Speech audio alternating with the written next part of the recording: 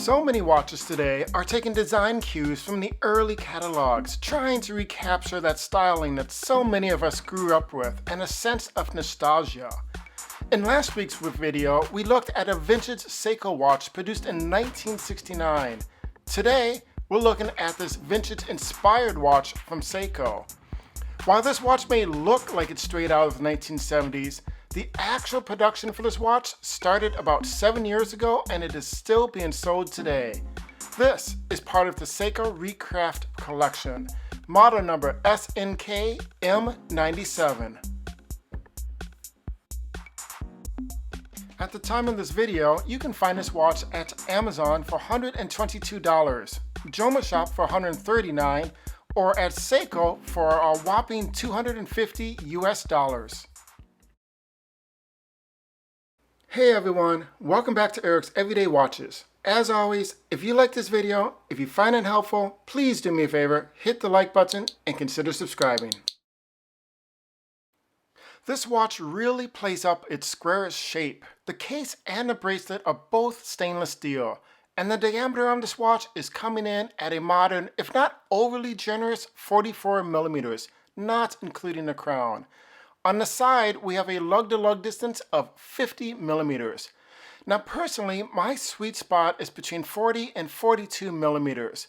It is what I find comfortable and I like on my 7-inch wrist. So this is pushing the boundaries for me a little bit. And the square shape to this case does make it appear larger than it actually is. This watch has a dual finish to it, with the top of the case having a vertical brushing to it. And there is a defined edge between the case and the lugs just to emphasize that squarish shape. There is also a small step down to the polished lugs. From the side, we can see there's also a polished edge where the top and the sides of the case meet. And again, we see that defined edge between the sides of the lugs and the case, further calling out the squarish qualities. We can also see there's essentially no downturn on the lugs, and that's a little surprising given a 50 millimeter lug-to-lug distance. Now for thickness, we have 12 millimeters, and there is a nice fit and finish here. There are no sharp edges on this case. On back of the watch, there's a screw-down exhibition case back covered with a piece of mineral crystal, and text that reads water-resistant 5 bars, stainless steel, 7S26 movement Malaysia, and of course, the Seiko logo. Now that 7S26 movement is an older movement. It was first produced in 1996 and has since been discontinued and replaced with the 4R36 movement. But it is a solid workhorse of a movement. It has 21 joules, beats at 21,600 beats per hour, a 41-hour power reserve, but there is no hand winding or hacking, which ironically is similar to the vintage watch we looked at in the last video, although that movement was close to 50 years old. The crown at the 3 o'clock position is unsigned and approximately 6 millimeters in width and 4 millimeters in depth, which somehow seems at the same time both large and appropriate for the size of case. There are no crown guards here. This is a simple push-pull crown. Pulling it out to the first position sets the date, rotating it the other direction sets the day of the week, and pulling it out to the second position sets the time. Now let's move on to the star of the show, the face of the watch. Starting on the outside, we have a white minute track with Arabic numbers at the 5-minute intervals. That is on a black beveled edge tilting inwards, and inside of that, we have a sharper green angle with the minute ticks now being in black. This adds a nice sense of depth to the overall dial. And inside of that, we get to the applied metallic indices. Those indices are rectangle in nature with a beveled edge towards the center of the dial, mimicking what is going on with the minute track. They also have a black out intersection, which further adds to the overall squared off geometry of what's going on here. Now, one important note to call out is that there is no loom anywhere on this dial.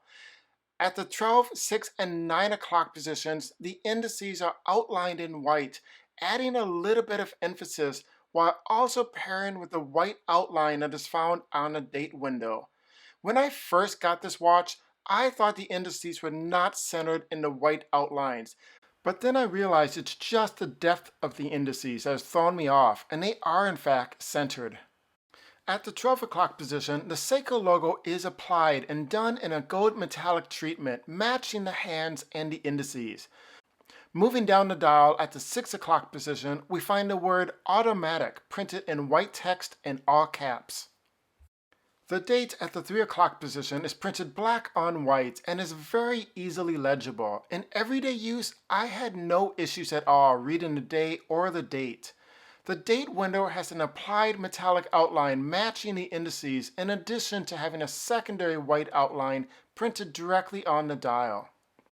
The dial itself is a dark green metallic color, which seems to darken as it extends out from the center of the watch. Now, in my opinion, this dark green gold color scheme is an absolute winner. It is a very attractive looking watch. The metallic gold color hands in this watch at first appear to have two die cuts in them, but when you look closely when it passes over the white date window, you'll see there's only one die cut, which is closest to the center post, and the other section is blackened out. Now, I'm not sure what the benefit or the design rationale was behind that decision. The minute hand extends nicely to within a couple millimeters of the green minute track, as does the orange-colored second hand. So one criticism I've heard about this watch is that it can be difficult to tell the time in a dim environment. And honestly, I have mixed feelings about this. Yes, it does rely on the metallic gold hands catching the light for good contrast, absolutely. But again, this watch has zero lume on it, so it makes no pretense about being a watch made for dim or dark environments. I wanted to point this out just so you're aware in case you decide you are interested in this watch. Being a Seiko, this watch of course comes with a scratch-resistant hardlex crystal. And for the bracelet, we have brushed outer links and a polished inner link. Now that polished inner link does collect fingerprints. All of the links on the bracelet are solid links with the exception of the end links which are hollow. We have a bracelet which is 24 millimeters wide at the lugs and tapers down to 20 millimeters at the clasp. It is a sign clasp with one micro adjustment. And inside we have your basic pressed scissor section. For a watch that can be picked up for well under $200, it is an absolutely fine bracelet. So let's list out the specs for this watch. We have a hardlex mineral crystal, the automatic 7S26 movement, a diameter of 44 millimeters, a thickness of 12 millimeters, a lug width of 24 millimeters, and finally a lug-to-lug distance of 50 millimeters. And finally, let's wrap up by going over the pros and cons. For pros, aesthetics. It is a great looking watch with that color scheme and that 1970 vibe going on. Daytime legibility, both the time and the day date, and it has a good fit and finish. For cons, the diameter of 44 millimeters is just going to put some people off. The movement is an older movement with no hand winding. It only has 5 bars of water resistance. The bracelet is going to collect fingerprints, and of course, the question about nighttime legibility or even dim environments. So my final thoughts on this watch. Now, the cons far outweigh the pros, but I still like this watch simply because it's fun. For $120, it may not be perfect by a long shot, but if you can accept it for what it is, you may find yourself actually enjoying it. This 1970s inspired watch is no jive turkey. This has been Eric from Eric's Everyday Watches, reminding you to buy the watch that you love and don't pay any attention to what anybody else says or thinks. This is your watch collection.